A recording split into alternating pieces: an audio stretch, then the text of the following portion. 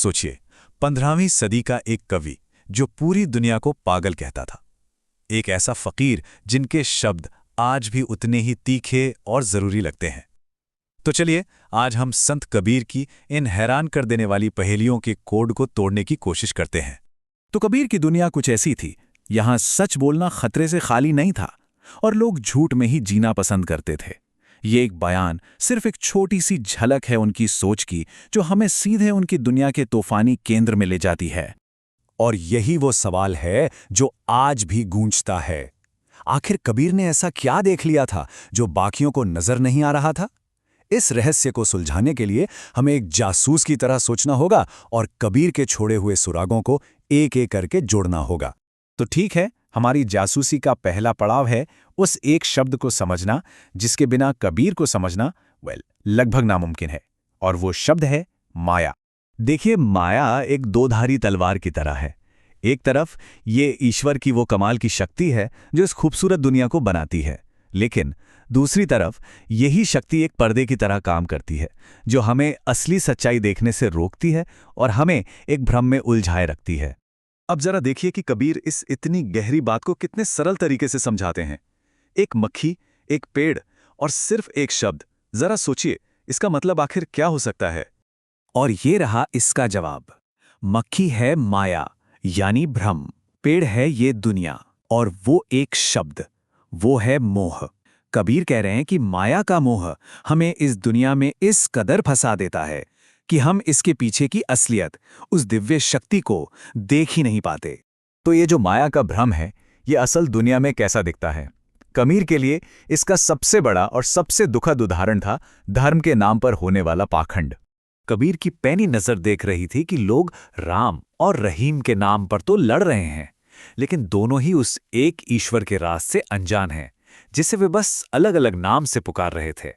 उनकी सारी निराशा इसी बात से थी कि लोग सिर्फ नामों में उलझे हुए हैं, असलियत में नहीं। कबीर की खासियत ये थी कि वो इन बाहरी सतही अंतरों के पार देख सकते थे। उन्होंने दिखाया कि तरीका चाहे झटका हो या हलाल, चाहे व्रत रखा जाए या नमाज पढ़ी जाए, अगर उसके बाद हिंसा और पाखंड है तो फिर दोनों रास्ते एक ही अंधेरी जगह जाते हैं। और कबीर के लिए सबसे बड़ी समस्या की जड़ यही थी कि लोग जिंदा प्राणियों में ईश्वर को देखने के बजाय बेजान पत्थरों और मूर्तियों की पूजा कर रहे थे, और ऐसा करते करते वे अपनी ही आत्मा का रहस्य खो बैठे थे। तो फिर इस भ्रम और पाखंड के जाल से निकलने का रास्ता क्या है? कबीर कहते हैं, जवाब कहीं बाहर नहीं बल्कि हमारे अंदर है। ये एक आंतरिक यात्रा है, एक सफर खुद के भीतर का। कबीर इस यात्रा को एक बहुत ही खूबसूरत रूपक से समझाते हैं। वो कहते हैं, सबसे पहले अपने चंचल मन रूपी पत्थर को तोड़ो। जब मन शांत होगा तो ध्यान की एक नदी बहने लगेगी, और इस नदी में अहंकार और अज्ञान के बड़े बड़े पहाड़ अपने आप डूब जाएंगे, और फिर अंत में आत्मा रूपी लहर उस ईश्वर रूपी सागर में मिल जाएगी। यहां एक और हैरान करने वाली पहेली है। भला ऐसा कौन सा तीर है जो चलाने वाले शिकारी को ही मार दे? असल में यह हमारे अंदर चलने वाले आध्यात्मिक संघर्ष की कहानी है। चलिए इस रहस्य को भी खोलते हैं। यहां शिकारी है हमारा बेचैन भागता हुआ मन, और तीर है ध्यान की प्रक्रिया। कबीर का कमाल देखिए, वो कह रहे हैं कि ध्यान का तीर जब सही निशाने पर लगता है तो वो अपने चलाने वाले यानी हमारे मन को ही शांत कर देता है। ये मन से ही मन को जीतने की कला है। तो इस अंदर की यात्रा के अंत में मिलता क्या है?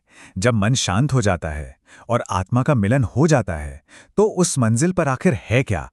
कबीर के लिए अंतिम मंजिल कोई सिद्धांत, कोई विश्वास या कोई जन्नत नहीं है। ये एक सीधा अनुभव है, एक एहसास जिसे वो दिव्य नशा कहते हैं। ईश्वर के प्रेम में पूरी तरह से डूब जाने का एक आनंद से भरा अनुभव। और यहीं आकर हमें उस पहले सवाल का जवाब मिलता है कि कबीर पहेलियों में क्यों बोलते थे। इस मशहूर उपमा से वो समझाते हैं कि परम सत्य का अनुभव गूंगे के गुड़ की तरह है। उसे चखा जा सकता है, महसूस किया जा सकता है, पर शब्दों में बताया नहीं जा सकता। तो कबीर हमें इसी शक्तिशाली विचार के साथ छोड़ जाते हैं कि शायद कुछ सच इतने गहरे होते हैं कि शब्द उन तक पहुंच ही नहीं पाते। उनके लिए शायद इशारों, रूपकों और पहेलियों का ही सहारा लेना पड़ता है।